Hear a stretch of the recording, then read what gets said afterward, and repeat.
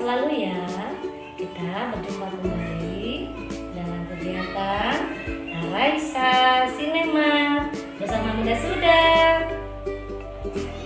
Teman-teman, tema kita bulan ini adalah pengusaha cilik. Subtemanya sejarah pengusaha muslim. Sejarah pengusaha muslim itu apa ya? Mari kita nonton videonya sama-sama. Mari. Assalamualaikum warahmatullahi wabarakatuh. Halo teman-teman, bagaimana kabarnya hari ini? Jumpa lagi dengan Syafa. Teman-teman, hari ini Syafa akan bercerita tentang kisah pengusaha sukses di zaman Rasulullah. Kira-kira teman-teman sudah tahu belum ceritanya? Jika belum, kita simak bersama-sama ya. Yuk kita simak. Kisah sukses pengusaha di zaman Rasulullah. Akhir-akhir ini sering kita mendengar keluhan-keluhan pedagang ketika hasil dagangannya tidak lagi mendapatkan berkah. Terkadang keuntungan besar yang diperoleh hilang dalam sekejap.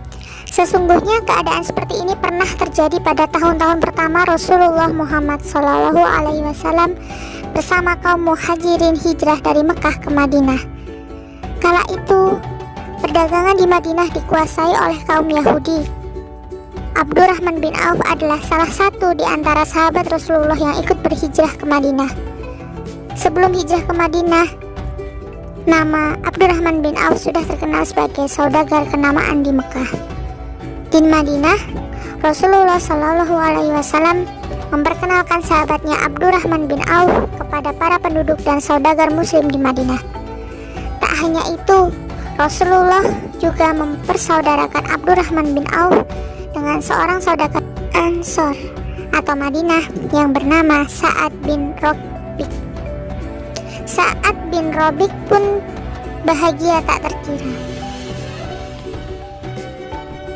karena orang yang paling mulia di bumi yang merekomendasikannya untuk bersaudara dengan Abdurrahman bin Auf. Saat mengeluarkan kalimat kira-kira berbunyi seperti ini: "Wahai saudaraku Abdurrahman bin Auf, demi Allah, demi Rasulnya, apapun yang aku miliki saat ini akan kuhadiahkan untukmu setengah, biar aku memiliki setengahnya. Silahkan engkau pilih yang mana hartaku yang engkau mau." Mendengar pernyataan itu, Abdurrahman bin Auf tidak serta-merta menerima. Beliau menjawab, "Wahai saudaraku Sa'ad bin Rabiq, biarlah hartamu tetap menjadi hartamu. Semoga Allah senantiasa memberkahi seluruh harta yang engkau miliki. Aku hanya ingin engkau menunjukkan dan mengantarkan aku di mana pasar atau pusat perdagangan di kota Madinah ini." Sungguh ini menunjukkan kemuliaan akhlak Abdurrahman bin Auf. Padahal ketika berhijrah bersama Rasulullah, sahabat Abdurrahman tidak membawa harta bendanya. Seluruh hartanya ia tinggalkan di Mekah demi bisa bergabung dengan kaum muhajirin yang dipimpin Rasulullah menuju ke Madinah.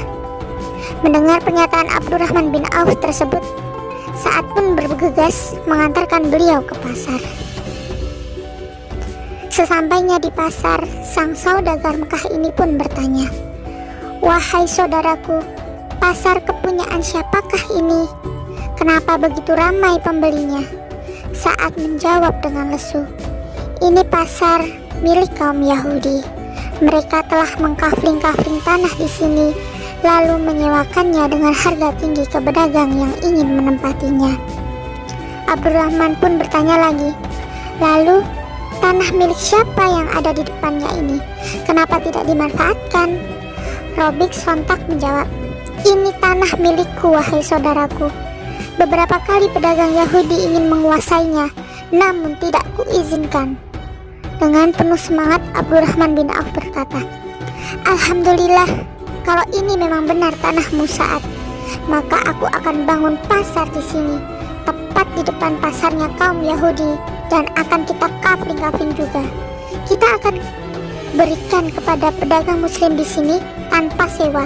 Kita akan pakai sistem bagi hasil." Kalau pedagang muslim ada untung, Baru mereka berkewajiban membagi hasilnya. Yakinlah engkau wahai saudaraku Sa'ad, hanya dengan cara ini kita bisa mengalahkan cara berdagang kaum Yahudi. Di lain kesempatan, ada beberapa pedagang tempatan menjumpai Rasulullah. Mereka mengeluhkan keadaan perniagaan di kota Madinah kala itu. Ya Rasulullah, kami ini pedagang, tapi keuntungan perdagangan kami kalah lebih banyak dari kaum Yahudi. Padahal kami telah menggunakan caramu berdagang. Saat pembeli belanja 1 kilogram, kami berikan cukup 1 kilo. Kalau mereka belanja 1 meter, kami berikan mereka 1 meter. Tidak sedikit pun kami mengurangi jumlahnya, seperti cara dagang yang engkau anjurkan. Sementara mereka pedagang Yahudi, mereka mengurangi jumlah timbangannya dan takarannya, sehingga keuntungan yang mereka dapatkan jauh lebih besar dari apa yang kami dapatkan ya Rasulullah. Rasulullah menjawab, jujur saja, dalam berdagang tidak cukup wahai saudagar Ansor. Raihlah ridho Allah dalam setiap perdaganganmu. Maukah kalian aku ajarkan bagaimana cara meraih ridho Allah dengan berniaga? Sontak saja para pedagang Madinah menjawab, tentu saja ya Rasulullah. Rasul pun bersabda, mulai hari ini, lebihkan sedikit dari apa saja yang mereka belanja dari kalian. Selain menjadi bagian dari sedekah mencari berkah dan ridho Allah, cara ini akan menjadi daya tarik tersendiri pembeli di sini untuk belanja ke kedai-kedai dan toko-toko milik kaum muslimin. Tak butuh waktu lama, sejak kehadiran Rasulullah dengan muhajirinnya, perdagangan di kota Madinah dikuasai oleh kaum muslimin. Perbincangan-perbincangan positif tentang belanja di kedai muslimin merebak secara luas. Orang-orang Madinah mulai beriklan dari mulut ke mulut. Pembeli di kedai-kedai kaum muslim semakin banyak. Beberapa tahun kemudian pasar Yahudi yang tadinya ramai telah menjadi sepi. Lalu mereka bangkrut dan menjual semua lapak dagangannya itu kepada kaum muslimin. Nah teman-teman, ternyata kunci sukses pengusaha di zaman Rasulullah adalah senantiasa mencari ridho Allah, mengutamakan kejujuran, dan tidak lupa bersedekah. Nah, sekian dulu ya teman-teman cerita dari Syafa. Semoga bermanfaat. Wassalamualaikum warahmatullahi wabarakatuh. Kata sejarah, apa saja ya hurufnya ya? Hurufnya adalah S, E, J, A, L, A.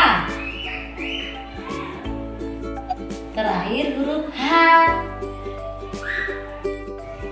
Demikianlah kegiatan Araisa Sinema kita hari ini. Semoga menjadi inspirasi bagi teman-teman. Sampai jumpa di lain kesempatan. Bye. Wassalamualaikum warahmatullahi wabarakatuh.